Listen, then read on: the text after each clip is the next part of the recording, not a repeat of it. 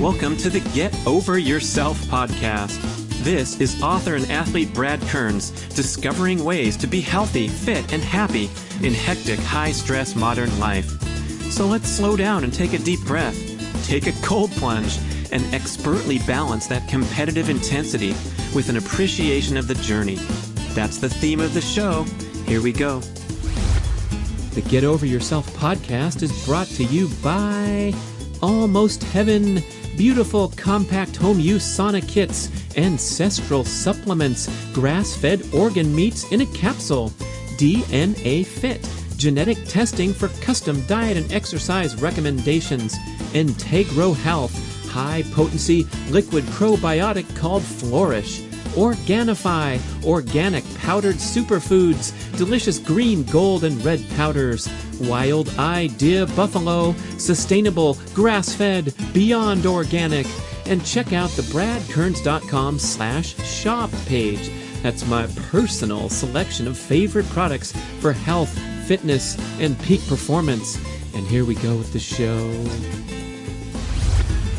No offense to Oprah, she got ladies out running, and I love that. Oprah empowered women to go run because she finished the Marine Corps Marathon, and the next day every woman in America said, I can do that. So, hats off to you, Oprah, for getting women out running. But the business model of any of these, ideal protein, Shakeology, that if it involves calorie restriction to starvation levels, it's not healthy. That's how we hurt people.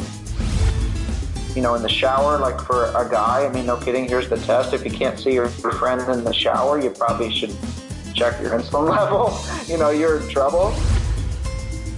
I'd probably eat a WFPB, so the volume of my plate, Brad, is probably plants, the most volume, but certainly if I don't have anything of nutritional substance on that, some form of fat and protein to go with my veggies, with a nice bottle of Primal Kitchen, Greek goddess. I gotta put music in the background if you're gonna do a commercial.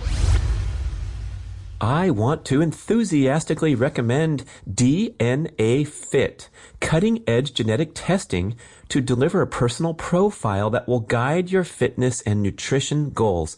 So simple, you spit in a tube, mail it off, and soon you get by email the super cool infographic where it delivers all these important insights and elements of your genetic profile at a glance. How you metabolize carbs, caffeine, vitamin D, lactose, and much more. My exercise profile was mind-blowing because it revealed my genetic muscular makeup to be 54% power strength and only 46% endurance. As a lifelong endurance athlete, I've been banging my head against the wall, training in a manner that was in conflict with my genes. Don't wait 20 years making mistakes like I did. Find out what diet and exercise patterns are most aligned with your genetics at DNAfit.com. This stuff used to be super expensive. It was a few $100s. Now it's pennies. Not really, but it's a great deal, and you get 30% off if you just put in the code GOY30. Check out everything at DNAfit.com. Hi, listeners. I'm pleased to introduce you to an amazing thought and action leader of the planet, Dr. Mark Cucuzella. This guy is fighting a beautiful battle to make big changes in the backwards medical community, treating diseases that are so easily preventable by diet and lifestyle modification, and also on the other side, encouraging people to get outdoors and healthy and run barefoot. He opened up the first barefoot dedicated running store in the United States. He's in a hospital environment where he convinced them to get sugar out of the hospital cafeteria and patient's plate. Yes, there's a ton of sugar on any hospital plate. Take a look if you're visiting someone or you happen to be there. What a joke. What an absolute disconnect from what your body needs after something traumatic like a surgery or an illness. And there they are feeding you sherbet and skim milk and all the other garbage on the hospital tray. Dr. Mark's doing something about it. He's making great strides in his home state of West Virginia. And how unlikely is that? Because West Virginia just earned the fabulous distinction of being the #1 most obese state in the United States of America. There's new maps that come out with color coding. Only Colorado and Hawaii has an under 20% obesity rate. And then the worst of the states are trending up there, up to 40% of the population obese. Dr. Mark states that 67%, 2 out of every 3 West Virginians are in that danger category of their BMI off the healthy charts and into the overweight, obese zones. Interestingly, though, West Virginians are the most honest people in America because there's another graph called the self-reported rates of obesity, and West Virginia is the same color. It's red on both maps, where a lot of these other states are in the red zone, the danger zone in terms of their percentage of obese, but they think they're a green or a blue. Oh man, that's pretty tough. So West Virginia acknowledging the problem, and guys like Dr. Mark helping these patients. He has a low-carb clinic. How about that? Would you like to see a physician who's already embracing the primal paleo ancestral health principles as soon as you walk in the door? You don't have to fight a battle with your own doctor, which is so common these days, and we hear about it so much with ancestral health enthusiasts. So we go on a wide-ranging, hardcore discussion. I know it's fast-moving at times, and some scientific insights come into play with a necessary prerequisite knowledge of things like hyperinsulinemia, the chronically excessive insulin production that happens when you eat a high carbohydrate grain-based diet, and all the havoc that wreaks inside your body with oxidation, inflammation, the precursors to heart disease, the true precursors, rather than the long mistaken notion and finally being overturned by respected scientists in consensus that eating fat causes you to get fat and causes heart disease. It's been strongly refuted now and widely accepted that sugar is the problem. Dr. Mark references the work of many of his great colleagues, like the science journalist Gary Taubes, who's written some of these transformative books in the scene, Dr. Timothy Noakes in South Africa, who's also fighting a royal battle. And believe it or not, if you Google this, you're going to be amazed, but he's on trial in the courts of South Africa for recommending to patients that they cut out sugar and eat more fat. It's absolute joke, but this guy's standing strong against a lot of pushback, especially in the academic world that he comes from. So, man, you got to respect guys like Dr. Cucuzella, Dr. Noakes, Gary Taubes, trying to tell the straight story, Dr. Robert Lustig, other people that are quoted in this wide-ranging discussion. And of course, with Dr. Mark being such an accomplished marathon runner, we had to get a little tidbit discussion in about the recent world record performance of Eliud Kipchoge running a 2:01:39 marathon and what Dr. Mark thinks about that. Because get this guy has one of the most impressive streaks you've ever heard about.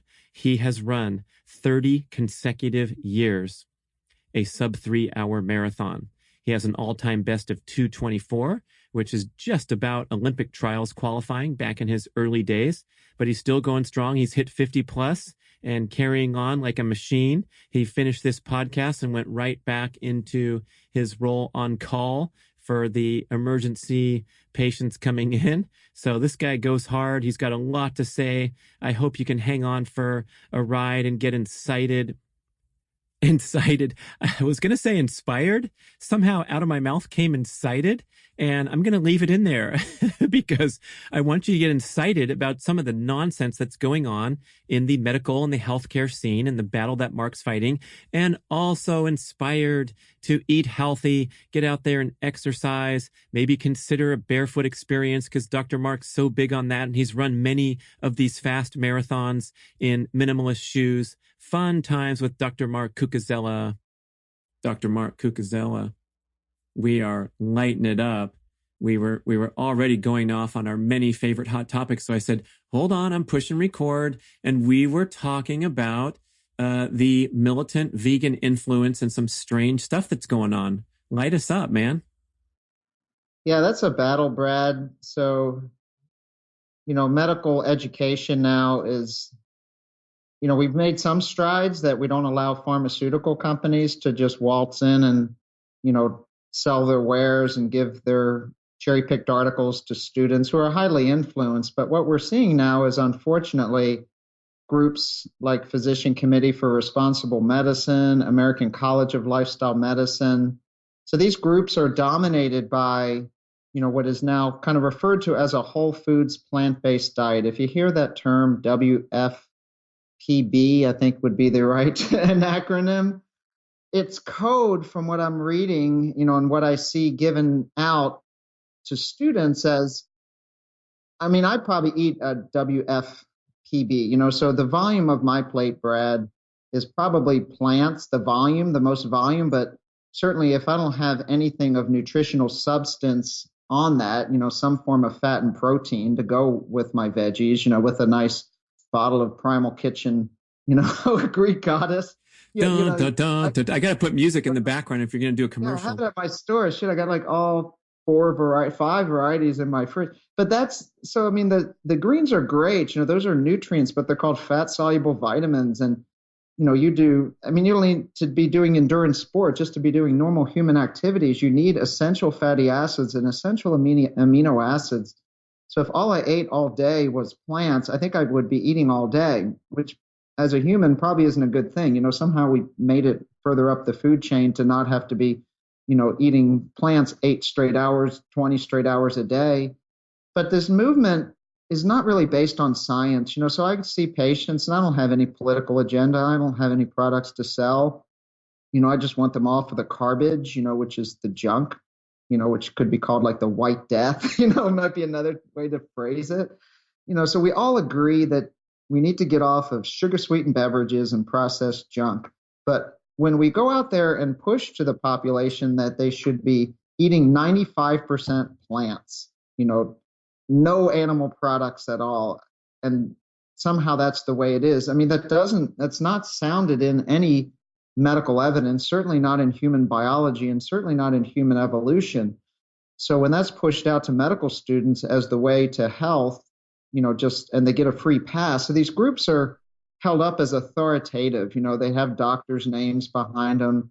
They have board certification. You can take online courses, spend your money to get a certification. You can go to Colin Campbell's website, on the Cornell, and, you could be like anyone who has no medical background and take an online course teaching you how to teach the world that they should eat plants only and put a shingle up and then teach this. But they make their way into medical schools because, just for example, last year there was a book put out by Physicians Committee for Responsible Medicine called Nutrition's Guide to Nutrition, Clinician's Guide to Nutrition. It's a free resource by the PCRM. And my administrator hands me this box of books and says, here's a free gift from the PCRM, to give to the students. Do you mind giving this book to the students during your lecture? And I kind of grabbed the book and, and I paged through it. I just opened cardiovascular disease, and diagnose, or the therapy is, all plant-based nutrition, find nutritionist who teaches plant-based nutrition. That's it. That's the remedy. So I agree. I think we probably agree on 80 to 90% of things, get rid of junk food, but the world right now is suffering from a condition called hyperinsulinemia. So unless what that person, so here's how it is. I don't know, maybe you want to throw another question or just let me go on a little bit on this, Brad. I'll clarify. So this was a podcast from the British Journal of Sports Medicine from one of the leading pediatric obesity specialists. And this one made sense to me and how we need to look at this as a society. So if we have 30 kids in our grade school class and one kid is failing, maybe it's about the kid. But when 2/3 of the kids are failing, it's not about the kid, right? You can't blame the kid. Maybe there's a system thing, multiple inputs going on that is contributing to 2/3 of the class failing. So you've looked at the CDC maps. 35 to 40% of my state is obese and 67-ish% are overweight. So, Brad, I think what the population and medical providers really need to understand that if 2/3 of the population are overweight or obese and over 50% has pre-diabetes, there's such a loop in that Venn diagram, there's pretty much one and the same, then unless our guidelines and what we teach students in the general population is we need to identify hyperinsulinemia And if they have it, then whatever they do in life, not just food, if you're on night shift and there's stress and cortisol and, all your levels are high. So we got to get at that as the root cause. But most of these whole food plant-based nutrition guidelines don't even address hyperinsulinemia. If I look at that list of things that they want you to eat, and if I'm a diabetic, there's tons of grains in there, a lot of fruit. People do not understand, Brad, that fruit, this is, I'm not making this up. I mean, you can Google it. So if a hibernating animal wants to fatten up before hibernation, what foods do they seek out?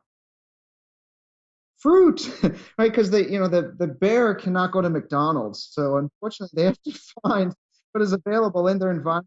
So and insulin resistance leads you to hibernation. You want to build body fat. So all these animals in nature that want to, hibernate and put on body fat, they seek out the sweetest things they can find.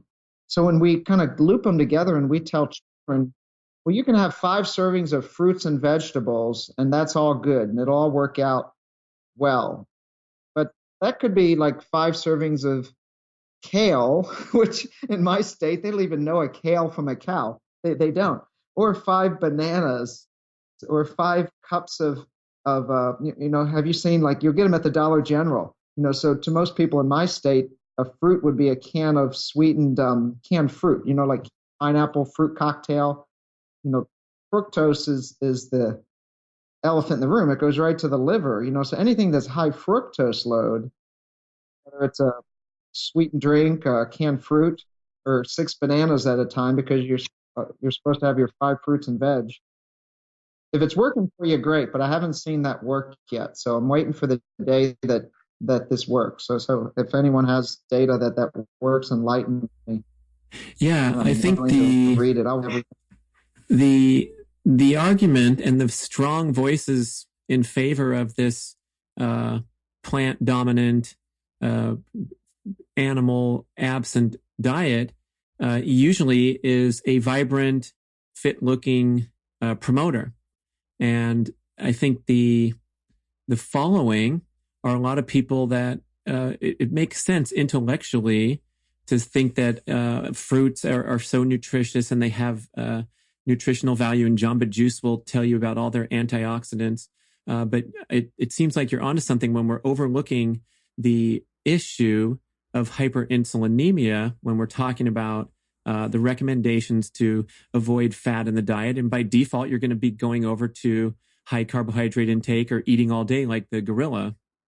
Yeah, and they call it, like in the literature, Brad, they call it the healthy person bias. So if you go to Boulder, Colorado, and so yoga, Brad's making scientific sense. He's tapping into an actual validated concept. I love that. Yeah, it's called the healthy person bias, and I think it's pretty easy to define. So if you go to Boulder, Colorado, maybe San Diego, California, and you have a fitness instructor, maybe someone teaching spinning class, a CrossFit instructor, but they tend to be more paleo, a yoga teacher, who does everything right in life, right? They drink no sugar drinks, they don't even drink beer, no alcohol. They exercise 8 hours a day, they get sleep, they get sunlight, they do all these good things, and they eat a vegetarian diet, and they look pretty healthy. That doesn't mean that if you eat the vegetarian diet, if you are not that healthy person, you will get healthy. But association isn't causation. So, you go over to these small islands in the Mediterranean, and they might call them things like the blue zones, and they have community. They eat dinner together. They eat for 2 hours.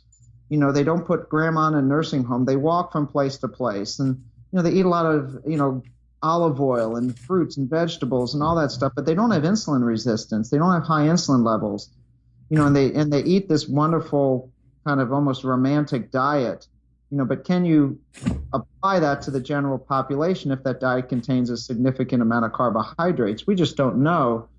All we do know is, can we measure someone's insulin level? And if it's high, then we need to reduce that in that individual's diet. But because your healthy, triathlon friend eats, probably you back in the day, Brad, and look at Dave Scott. Just do a link to his sites. He was the carb guy.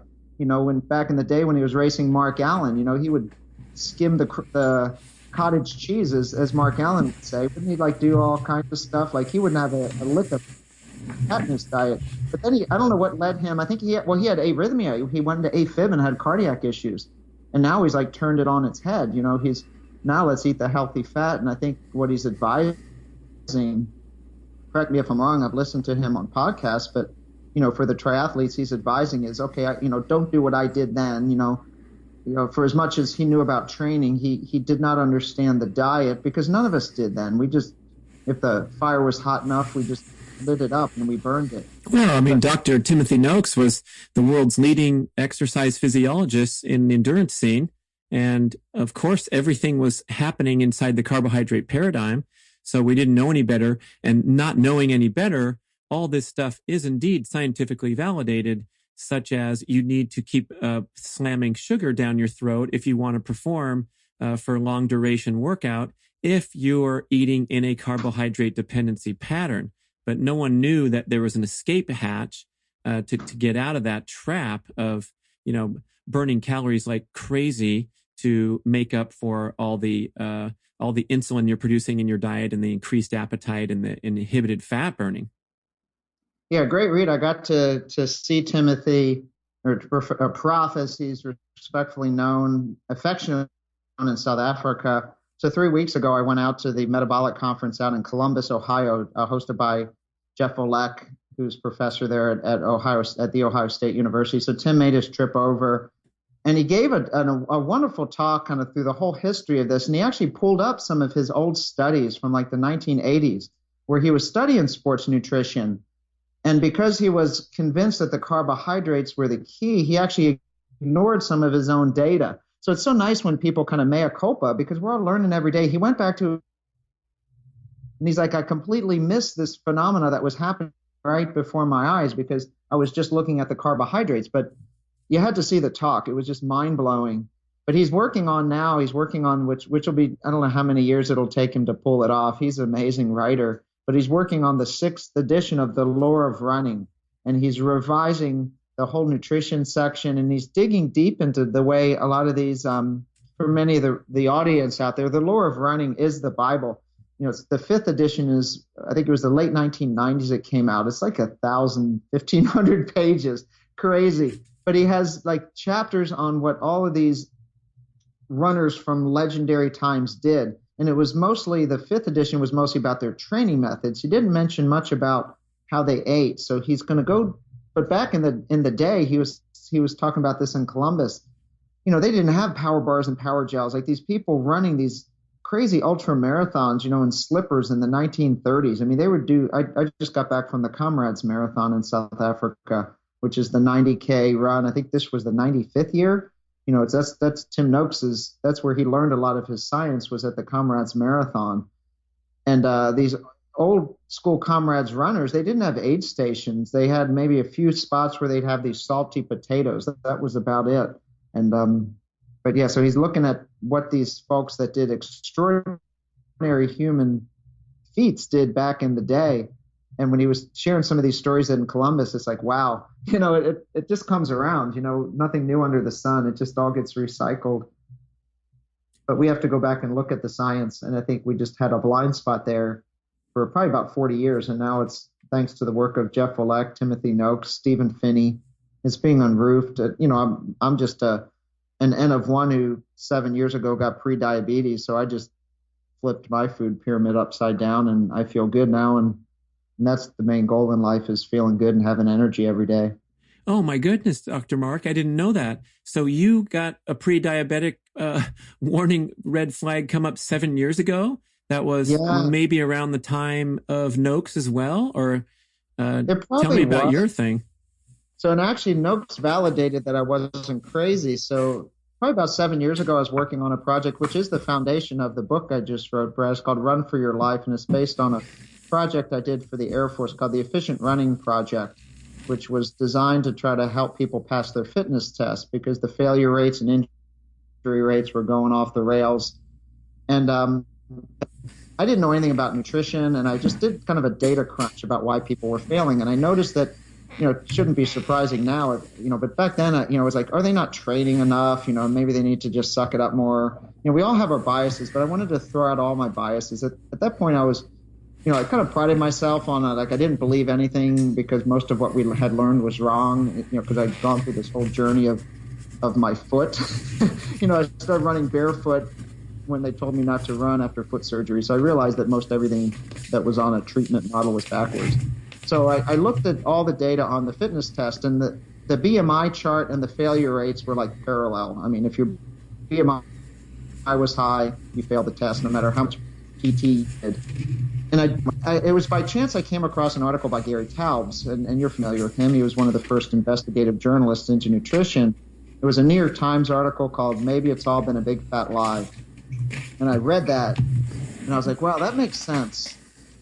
And I looked at my own labs at the time, and my fasting glucose was like 130, somewhere around there. My HDL was low, trigs were high, and I was waking up every morning at 2 a.m. to need more cereal. I was probably eating 900 grams of carbs a day, but couldn't make it more than 3 hours without carbs. And so essentially I was developing what's called the metabolic syndrome. I had multiple components of that. My whole family's diabetic heart disease, so it's genetic.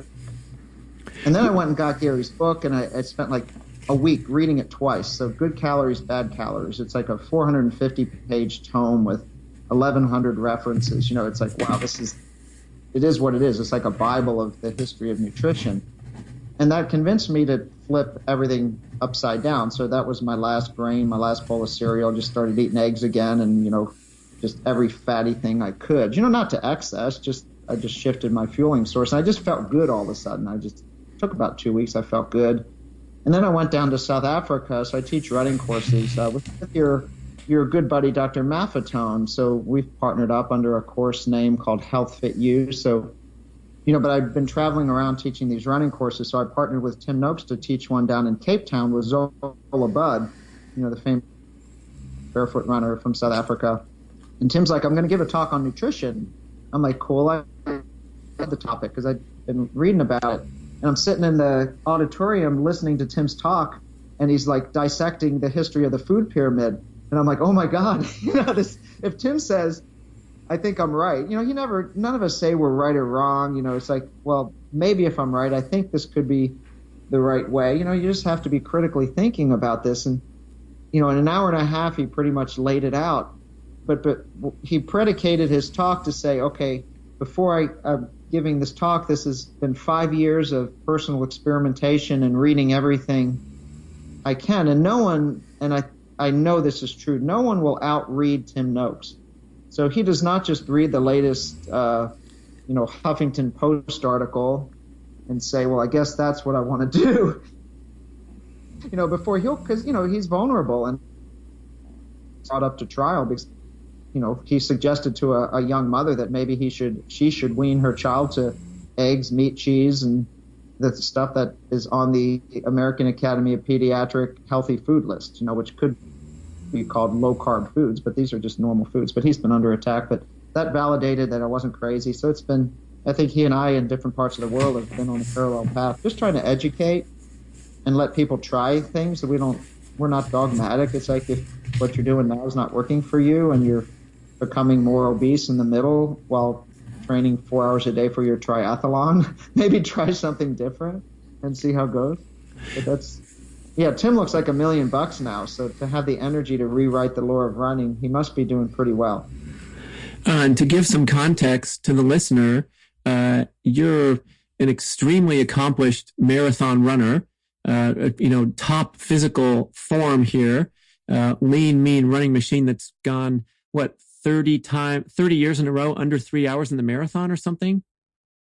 Yeah, 30 years in a row. I'm going to give them a lineup at Marine Corps. So Boston Marathon this year, I was hoping to click off 2019, but if anyone's a runner, maybe watch that race on television in the comfort of your home. It was like, no kidding, it was like 40-mile-an-hour headwinds, driving rain. It was just horrible. I mean, I love being out there. So I had jacket, I was like full-on gear, like expedition, but I ran a 3:04 there. And it was not a day to run fast. I think the winning ladies' time was 2:39, and in second place 2:44. I mean, that's pedestrian. I think 2 men went under 2:20. So I kind of wasted that day for time, but I don't run for time now. ran 3:04 there, but I'll come back at Marine Corps Marathon in about 5 weeks, maybe, Brad, somewhere in the end of October. But I feel good. I feel fresh. So if there's not, horrendous weather conditions, I should be able to go under 3 this year. So But if it doesn't, something happens, it's no big deal. But I feel fit enough to do it again. Oh, I'm sure if you bust a 3:01 there, you're going to find a late December marathon and throw down under good conditions. So I have faith in you, man. Your way to Cal International. But yeah, fast course. I'll throw it down at Marine Corps. I'm committed. Okay, so this metabolic problem came up in the midst of this tremendous devotion to running and low body fat levels, and on the outside looking like the physical specimen to parade around for the state of West Virginia where you're living. And you referenced earlier that they're ranked #1 as the fattest state in the union. Yeah, so I'm just trying to help my state, and my main message to the people. So obesity is not some individual flaw. As we mentioned in the beginning of this podcast, if 3/4, 2/3 of the class are failing, there's environmental issues. And you had pulled up something interesting that I hadn't pulled up, is that we're the most honest state. So self-reported obesity rates, we are the highest. So meaning we kind of know what it is, and it is what it is, but that still doesn't get us a way out. So, I'm like fighting wars on 3 fronts to try to. So if we put out public health campaigns, Brad, that don't address hyperinsulinemia, that kind of go halfway, this is, no kidding, this is the biggest crisis to face humanity. And I'm not making that up. I would say just, carte blanche, the food pyramid was probably the biggest mistake in human history. If you look at lives lost, costs, and suffering, think of diabetes, cardiovascular disease, obesity, that has ticked up since 1980. So to reverse that is not going to take small incremental measures. This is full frontal assault. So we can't work around the edges. And, I'm pretty outspoken that if something does not address hyperinsulinemia, if we just tell kids to eat more fruit every day and obesity is magically going to go away, I think that's all good. Or maybe get out and exercise a little more, less screen time. I wouldn't disagree with that. But if we're looking at reversing obesity, that's not going to reverse obesity. And that's where I think there's a lot of confusion in public health. There's all these public programs and, incentivizing people to do these things, which are all good. That's my life. I don't spend 6 hours in front of a screen. But to reverse obesity, it's going to take policy, at the state and national level to decrease access to the toxins, which is fructose mainly, so the dose makes the toxin, so you and I, when we were kids, maybe if we won our Little League baseball game, we went out and we got an 8-ounce Coca-Cola in one of those little cans. And that was like a big ass treat, right? Birthday party, you'd have a Coke, but we could deal with that. But if that's every day and it's in 26 ounces, then it's not going to work, that in your Capri Sun. Well, so we have to go back in my childhood, I remember consuming a lot of candy, and I would love to go with my buddies to the candy store and grab a bunch of candy bars on a hot summer day, or go and get a Slurpee. But guess what?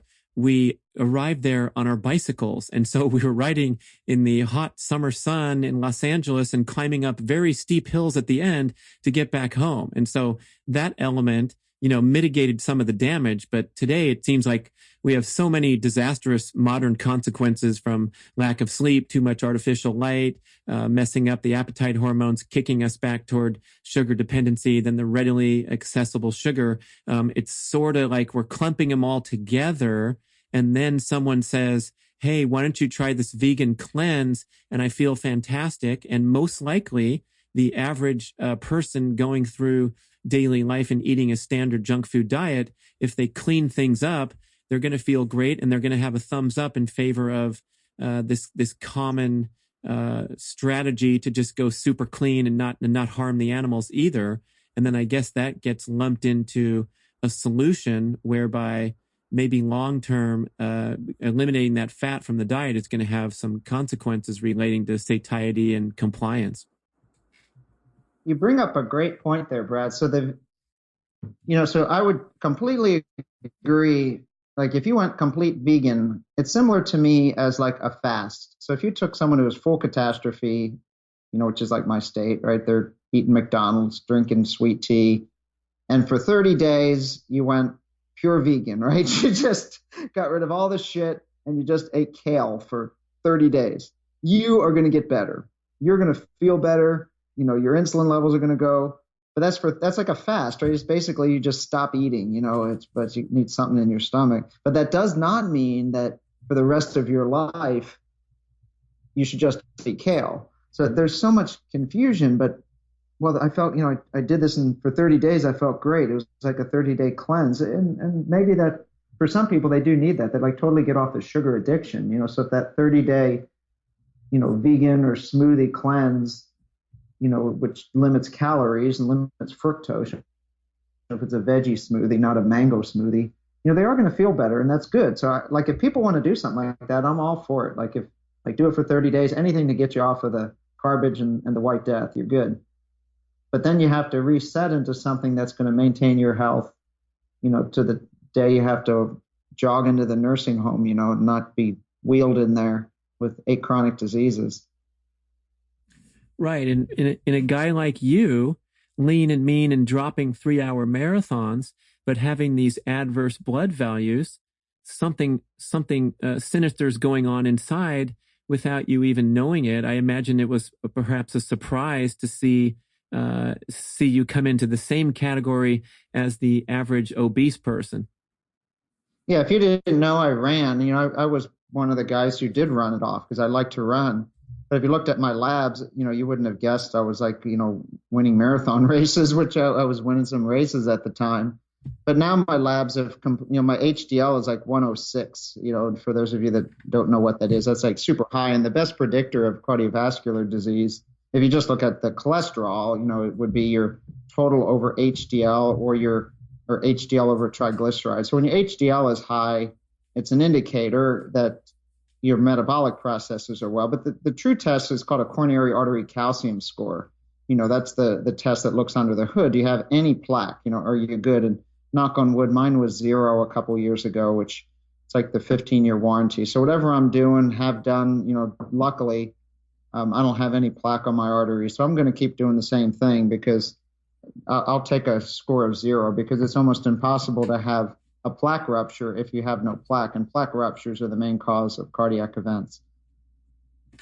And for those of you out there, that's a great test. It's the only test we'll use for performance military pilots to allow them to fly performance planes like an F-16 or any fighter where they're going to be pulling Gs, or any astronaut now who goes to space needs to have a score of 0, meaning absolute 0, because anything above that, they do have some risk, and you wouldn't put them in a situation, certainly pulling 8 Gs on a turn or up at the International Space Station and, they have a cardiac event, you can't call 911 from up there, take an international team and millions of dollars and a lot of human risk just to bring you home.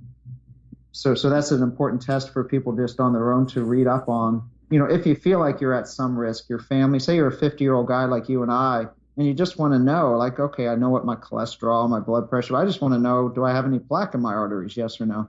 It's a $99 test. I don't have any conflict of interest with that test. They're available at most good quality radiology imaging centers.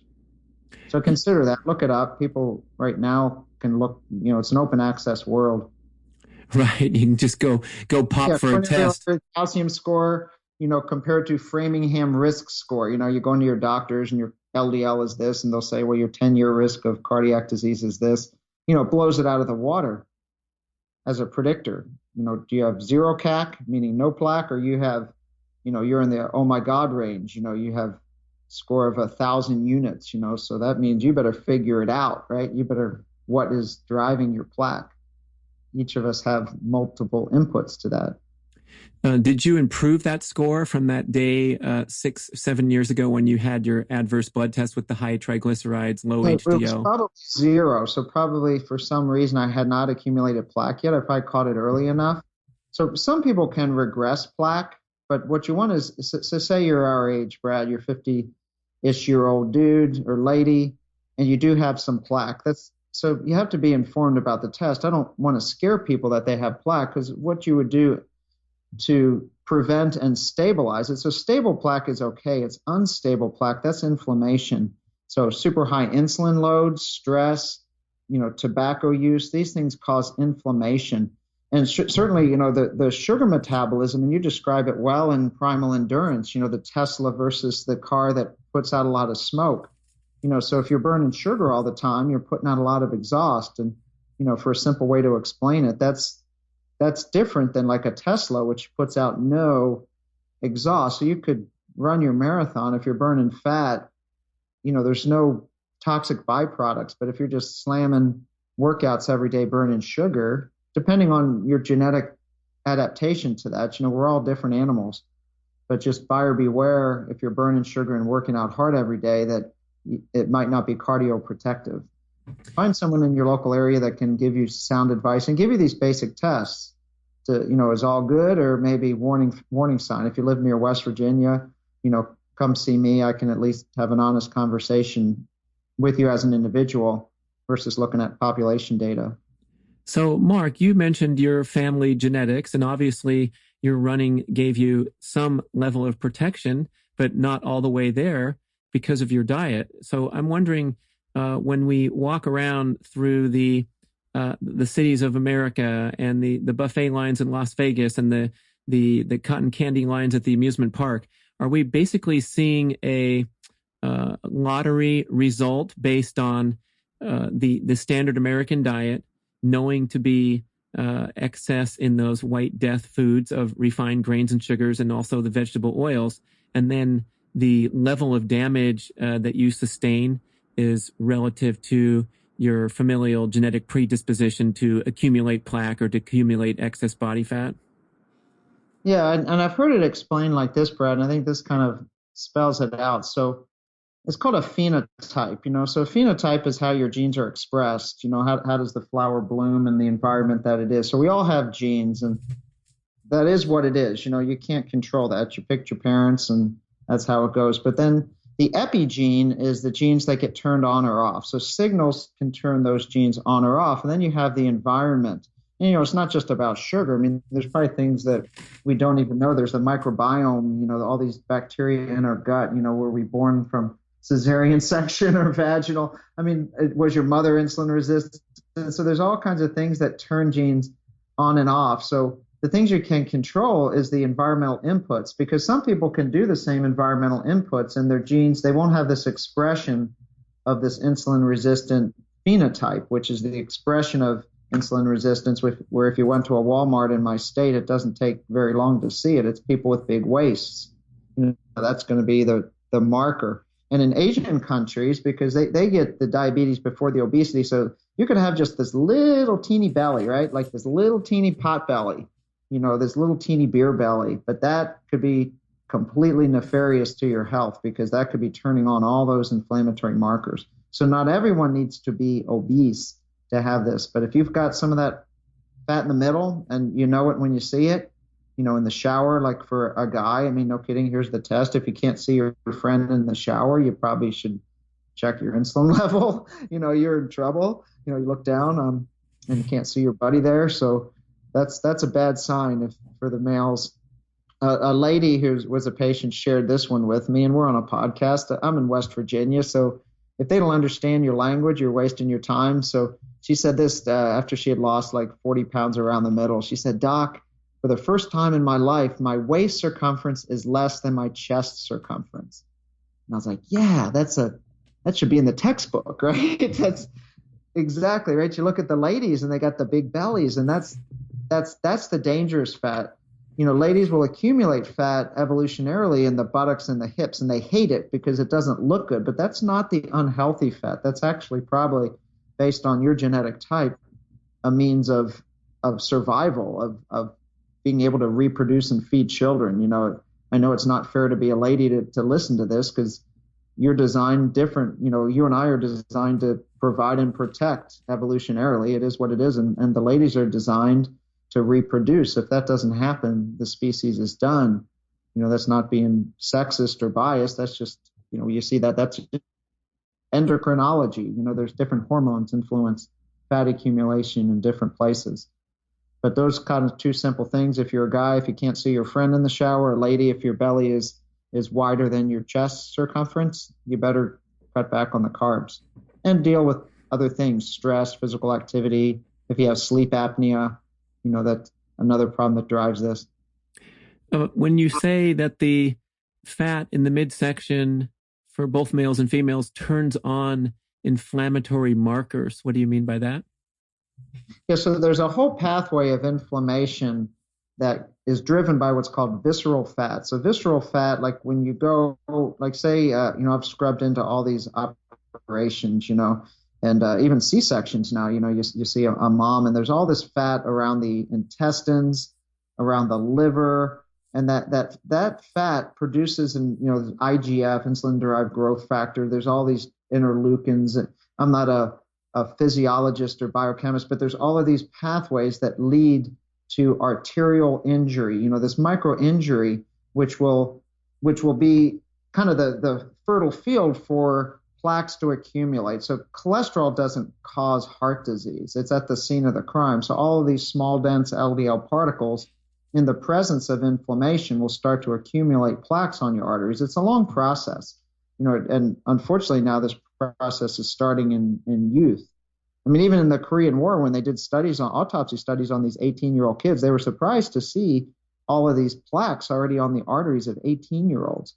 So even in the 1960s, this was starting to happen, probably not to the degree as it is today. We see fatty liver now. About a third of kids in my state, if you tested them for it, they would have fatty liver, which is, a pathway to needing a liver transplant, by their 30th birthday. A kid has fatty liver. A kid. Yeah. Look it up. Incidence of fatty liver in obese adolescents. And it's the same thing, right? So if a child has visceral fat, if a little kid in your neighborhood has a belly, the liver's involved. It doesn't spare the liver. So they do, if you actually did the test, did an ultrasound or drew a blood test called a GGT, they have fatty liver. But the good news is if you catch it, it's reversible. Robert Lustig did a study substituting soda for pizza, right? I mean, like pizza, you wouldn't think is a good food, but I mean, not even going paleo or low carb, just substituting soda for pizza. In 10 days, fatty liver accumulates. In 10 days, it reverses. So 10 days, you can make change. It's the fructose. It's this, the fructose is in all of the processed foods, the drinks, where like a pizza crust is mostly glucose. Starch is more glucose. It's a different type of sugar, but it doesn't go right to the liver.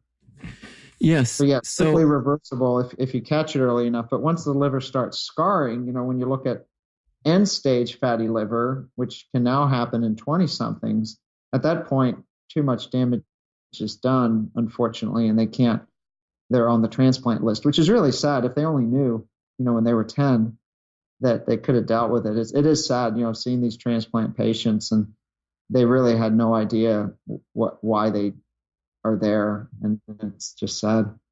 Are we talking about escalating numbers here? I mean, people are more familiar with the alcoholics destroy their liver and get on the transplant list, like Mickey Mantle, and he waited forever. But this is diet-related excess fructose consumption, visceral fat, fatty liver, transplant list. That's not a good story. Number one reason for liver transplant now is fatty liver, and it's only going up. So we can't, it's the iceberg, right? So we cannot afford to think in 20 years, if all these people with fatty liver don't reverse course and they all need a liver transplant, you better have a lot of motorcycle riders out there without helmets. I'm not saying that, to be uncompassionate. No, that's just what it is. That's a doctor's sense of humor, man. They call it alcoholic liver disease. And then they started seeing kids with it, so they had to change the name. It was the same exact process. Ethanol and fructose are 5-carbon sugars. They have to be dealt with by the liver, so they both go right to the liver. So the kid drinking juice might as well be, having a pint of Jack Daniels.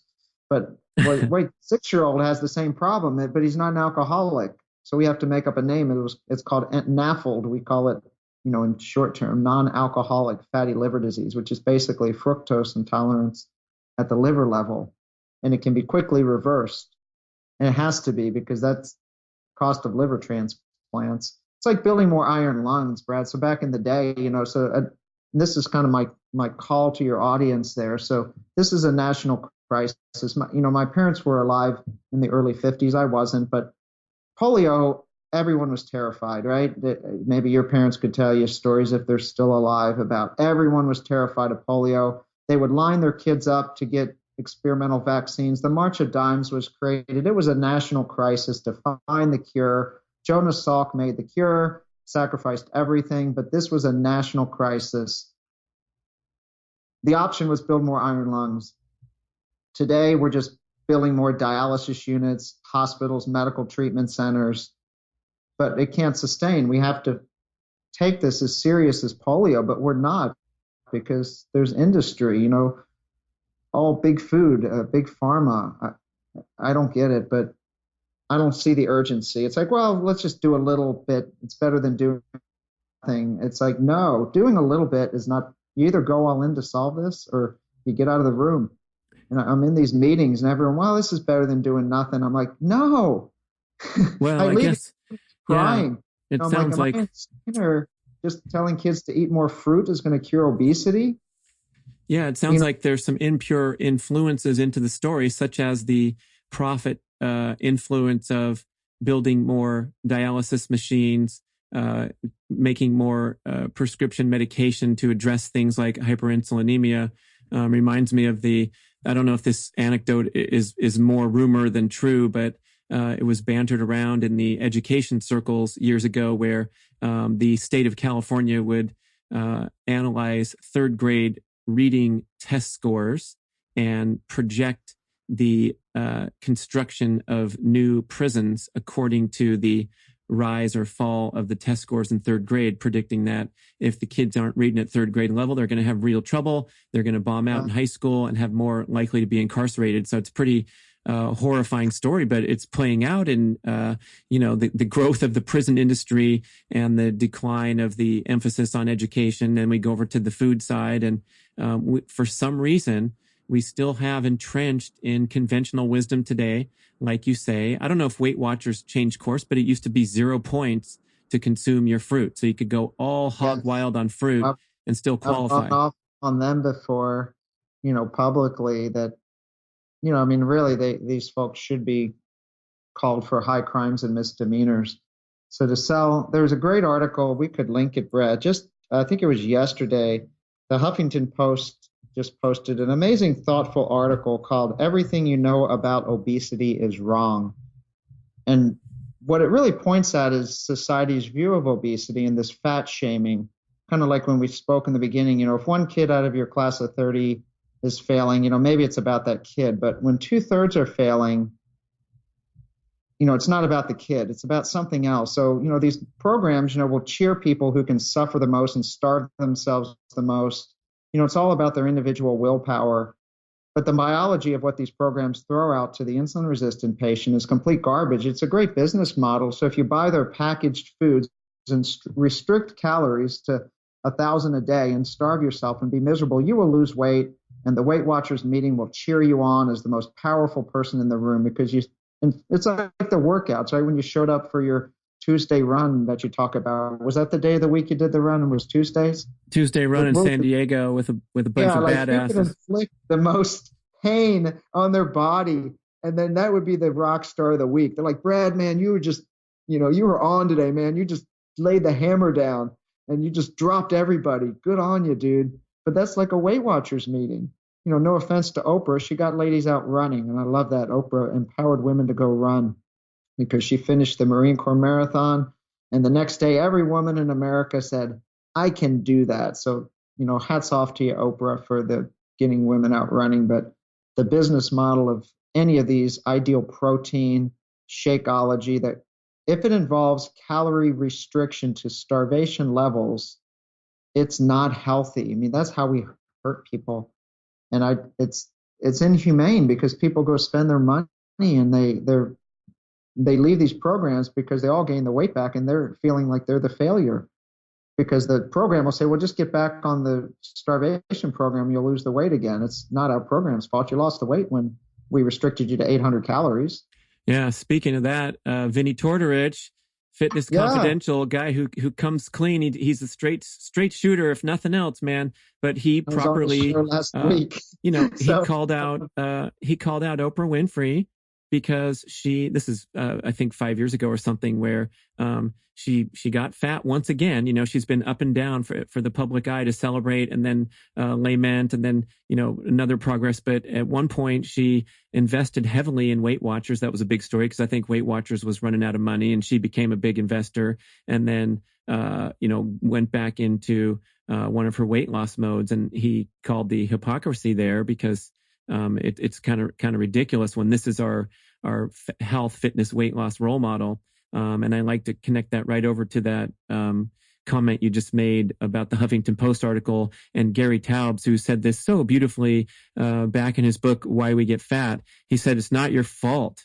And what he meant by that was that this metabolic disorder that you get into a little bit of the science here on the show, where we have this high insulin production, and then it throws everything off where we can't burn fat anymore. And we truly are hungry for more quick energy carbohydrates because our metabolism is so screwed up. And if you're hungry and you're a human, you're going to go eat. And if you're tired and don't have the energy to get off the couch and work out, you're not going to get off the couch and work out because you literally are tired. You don't have energy in your bloodstream.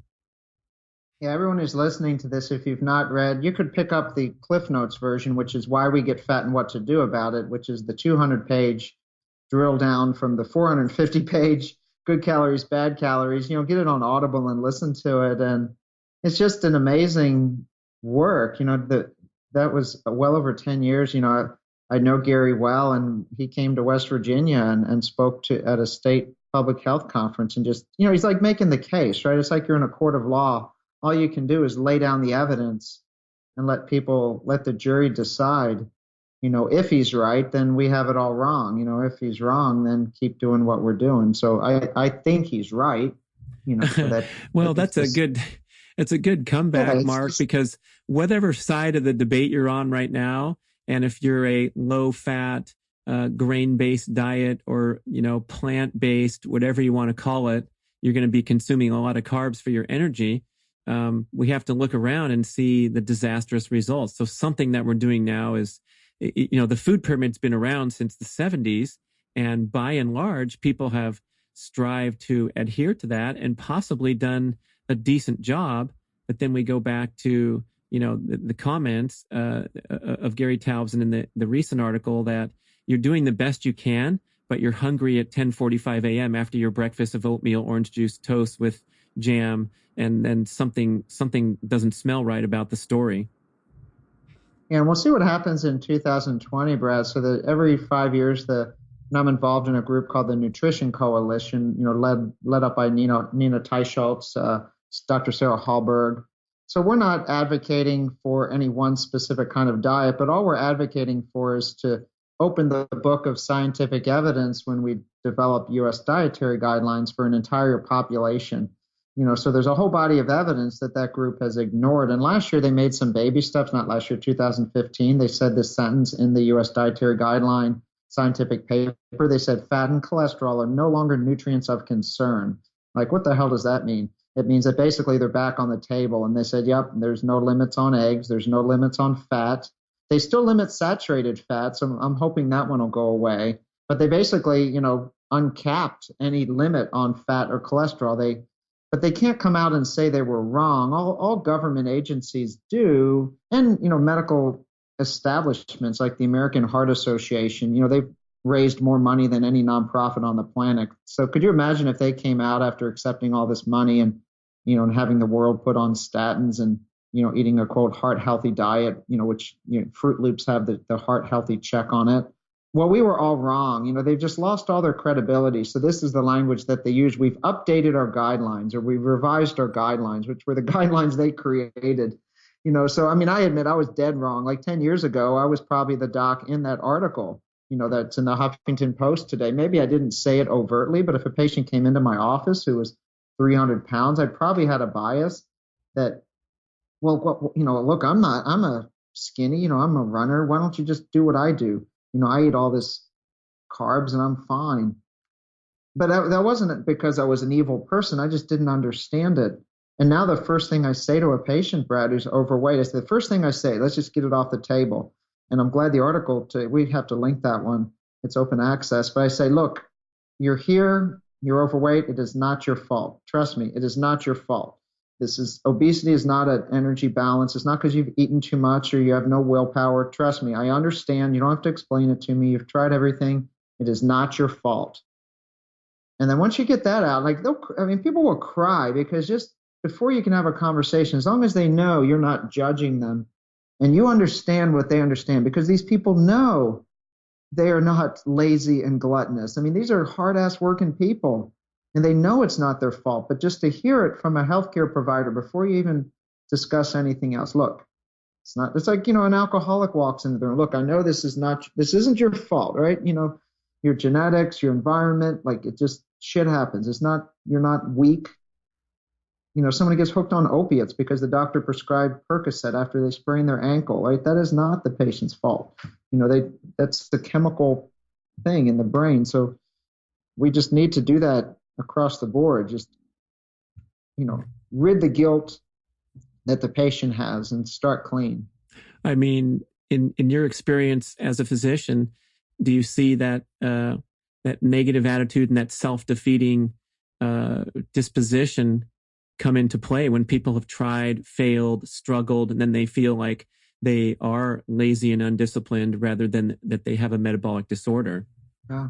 All the time. I'll just share this patient I saw what's today? Today's Thursday, Tuesday. I was in clinic and I saw a young man. He was 30, and I saw him a month ago. I'm not sure how. I have a low carbohydrate clinic, and somehow he found my clinic. First visit, 425 pounds. Pretty standard, guy. Otherwise, well, other than the 425 pounds, which he won't be well for long. His joints were hurting, and we just went over the basic food paradigm of just, Vinnie Tortorich, right? NSNG, Fitness Confidential, no sugar, no grains, just do this for a month. He has no way to even weigh himself. He weighs 400 pounds. So he comes into the clinic on Tuesday. How you doing, man? Oh, I think I'm doing okay. I don't, and his clothes are fitting a little better. He steps on the scale. He's 395, in 4 weeks. That's 30 pounds, pound a day. But what he said was profound, and I see it a lot. He's like, because he hadn't been weighing himself. There's no home scale that'll do that. He's like, wow, you know what, doc? I wasn't hungry. And that says it all right there. He wasn't hungry. So it gave him hope. He's not counting anything. But he's got a long way to go. And, if he goes off the wagon, so to speak, he goes out with his buddies and drinks beer and has pizza, at least he knows there's a wagon he can get back onto. And if people have hope that they can get out of it, then they have hope. If there's despair is when you're helpless, right? And we see this with all these obese patients who've spent their whole retirement. I mean, I'm not making this one up too. There's more money spent in this country on weight loss than national defense, which blows your mind, right? Like, geez Louise, look, we're bombing the world and more money spent on weight loss. And we're not the most obese country. The Middle East is more obese because they've adopted our lifestyles, and they stay inside all day because it's 150 degrees. But that's kind of a sad statistic. Back to the blood tests, you recommend the coronary calcium score, and we talk about this epidemic condition of high insulin, chronically high insulin, hyperinsulinemia. But you don't hear a lot about blood testing for insulin values. I know there is a blood test for insulin, but it doesn't seem like it's a prominent marker. Can you explain what's the deal there? Yeah, it's not an easy one to get, and there aren't good protocols. I'm actually working with a gentleman now in the Netherlands called Eric Smith. He has a company that has a point-of-care insulin test. For me, I mean, most of the time you explain it to people, you don't need that. If they've got weight in the middle, you just get rid of the carbs for a month and see how it goes. Your body will tell you if your if you respond to that diet like the gentleman I just described, that's his ticket out, right? He's eating to satiety. He's getting full proteins, full fats. He's not doing a vegan cleanse or something. He's eating a sustainable diet for life, pretty much like any ancestral diet. But if people kind of want to catch things early or just need a number to convince them, what I would suggest to them, and you can get it, It's called a glucose tolerance test, but you would do it with insulin. So you would drink 75 grams of glucose. Now, glucose is different than soda. Soda is a mixture of glucose and fructose. But so if there's ladies out there who did that test during pregnancy, it's really nasty. So glucose can be utilized. It absorbs quickly and can be utilized by every cell in your body. Fructose needs to go through the liver first. So fructose doesn't raise your blood glucose as fast as white bread, which is glucose, or a pure glucose drink. So you can measure at an hour after 75 grams of glucose and see what your insulin is. If people want to read about it, there's a book by Dr. Joseph Kraft, who just died this year at age 96, called Diabetes and You. And he said this: find me a patient with cardiovascular disease that does not, find me a diabetic who doesn't think they have cardiovascular disease, and I'll show you they're undiagnosed. Because what he found was this condition called diabetes in situ, meaning they're not full-blown diabetes yet, but they have these high insulin levels. And they also had cardiovascular disease. He was a pathologist, and he based that off of about 4,000 autopsies with these glucose tolerance tests. So he made a direct correlation to high insulin levels and cardiovascular disease, which is basically diabetes. He said diabetes is cardiovascular disease. It doesn't cause it. It's the same damn thing, driven by insulin, which is a growth factor and inflamer of the blood vessels. I don't know if that got too technical, but that's a great book. It's a paperback published in 1976, Joseph Kraft. And you can just Google Kraft curves, Kraft, and you'll see, wow. I'm trying to get one of those machines for my clinic, just like a glucometer, right? Do a finger stick and you see what your insulin is. And then, you could say, well, gosh, that French toast is not a good idea because your insulin like shoots through the roof. Well, I guess for the non-scientific approach, you can assess whether you've been accumulating excess body fat over the years and decades routinely, and you can assess whether you have an energy dip after a high carbohydrate meal, and know right there that you're in sort of you're in a warning red flag state, and that's not how life should be lived.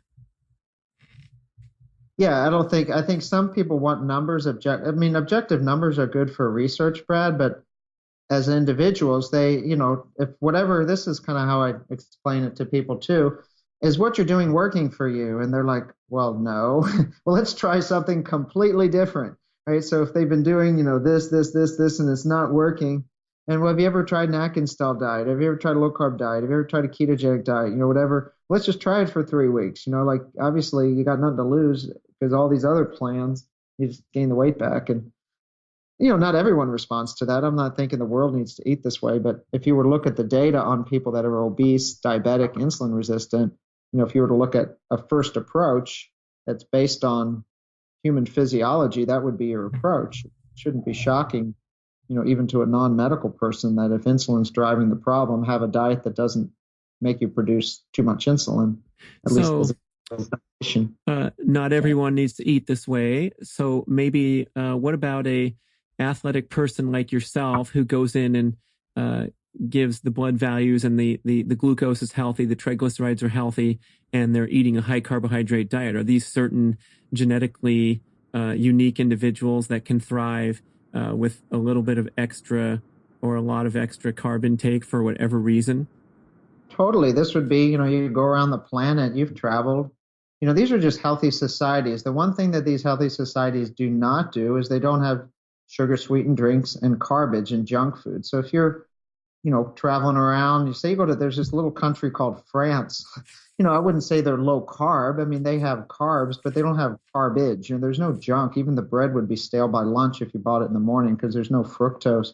And they're walking. So, and they slow down and eat. So they have all those components of the healthy person bias, right? They eat dinner together. They slow down. They're mindful. They're working. How many hours a week do they work in France? We work like 80 hours a week, night shifts and things. So they're doing everything right. And they eat this type of diet. So, which probably has more carbs than a diabetic here in America should start out with to reverse the disease. So if you're healthy, whatever you're doing, keep doing it. But I find it hard to find in my life, like I see Brad, in my hospital, occasionally you'll have a 100-year-old come in, that broke their hip or something. Usually they're, something like that. That's the only reason they'd be in the hospital. They're well people otherwise, and you just ask them what they've done for their whole life, and it's all old school. They're, I eat bacon and eggs. I've never met a single 100-year-old who has like cereal for breakfast every day. They just did not read those dietary guidelines in 1980. They just ate what their parents ate and their grandparents ate, and they've managed to keep their brain function too. They're just the human experiment of people living long age, but they're doing other things right too. These are people that are living a simple lifestyle, out in farm country in West Virginia. Oh, beautiful. Hey, Mark, and they have some bread. They have some homemade bread. Right, homemade bread instead of the store-bought. Big difference. Big difference. Before I let you go, I have to ask you about an extremely important matter of recent current events, and that is our friend Kipchoge running a 2-hour and 1 minute marathon. 2 hours, 1:30 and change. Jeez. Well, he is like, I read the New York Times article about him like 2 days before the race. Wonderful story about Eliud Kipchoge. And, he is like Yoda in the pack. And he had one quote, which is so profound, even to people like that. I'm going to start using it with my medical patients.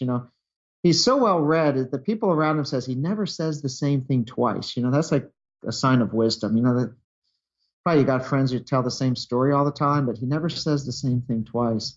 But he said this: the best time to plant a tree would have been 25 years ago, but the second best time is now. And I can visualize him saying that, sitting around eating some ugali, at the Spartan training camp, up in E10. But wow, what an amazing human to pull that off. What a nice tie-in back to the discussion of the day, which is to transform your diet and avoid this disastrous demise by metabolic disease that we're seeing in record numbers. So if you've had some white death in your past life, today's a good day to start and turn it around. And would you counsel a patient with any parting words, like be gradual with your reduction of the junk, or do you want to go for a cold turkey approach because the sugar is so addictive, even if it lingers around a little bit? What do you think? Question. And I leave that up to the person and the individual and their support system, because you don't want to set people up for failure. So there's probably like two camps, Brad, that I see in medicine. One is, they don't have any support system and they're in the hospital and they just had some major event and they haven't even thought about low carb or anything. And, they're just in a bad, affording food, and you just try to get them like Vinny, NSNG. So let's do the basics. And then you have people that, come to you in clinic, who've read 16 keto cookbooks. So those people want all in. So whatever, if they don't want to do it, it doesn't matter how much I believe it. So I kind of like, what, do you want to go all in? If people want to go all in, I don't discourage it. And I'll say, yeah, go for it. Right? It might suck for a few days, make sure you get salt and, don't go to McDonald's, because avoid the stuff. But if people want a more gradual entry in, that's cool too. As long as they're making forward progress, it's all good. Just as long as they're moving in the right direction, it's all good. That's all I tell people. And I'm there for them. I give all my patients my cell phone, my email, because people need, I think this is what it is, Brad. Like if you go in and try to help someone, if they know you're committed to them, that's powerful. So look, I'm going to commit to help you, period. You own it. I don't own it. You own it, but I'll commit to help you. And then they know that, oh, wow, he gave me my cell phone. So I think they kind of own it a little more than if they know you're there. But you can't go shop for these folks. They have to understand it and own it. And then that's free. Love it, Dr. Mark. Thank you so much for what you're doing to the great state of West Virginia and getting the word out to all the listeners. Such valuable information. And you're walking your talk, man. You turned your pyramid upside down and still going strong, going for that sub 3 hour marathon in your spare time.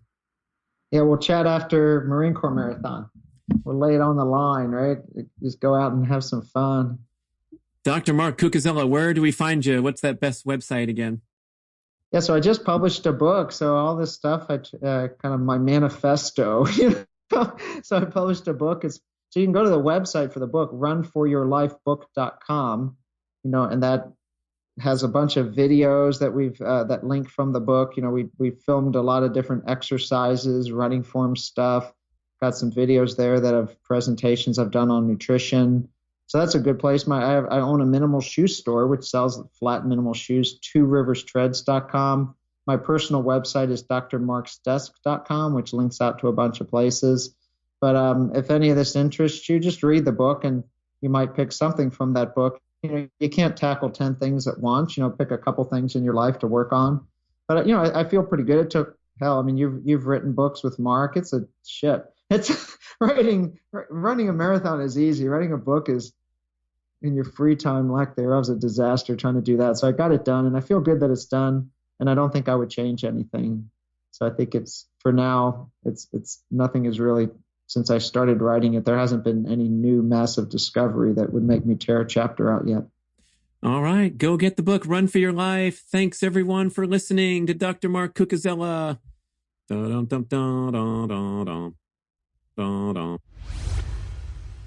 Thank you for listening to the show. We would love your feedback at getoveryourselfpodcast@gmail.com. And we would also love if you could leave a rating and a review on iTunes or wherever you listen to podcasts. I know it's a hassle. You have to go to desktop iTunes, click on the tab that says ratings and reviews, and then click to rate the show anywhere from 5 to 5 stars. And it really helps spread the word so more people can find the show and get over themselves because they need to. Thanks for doing it. Let's talk about probiotics from Integro Health. Do you want me to sing the messages? Nah.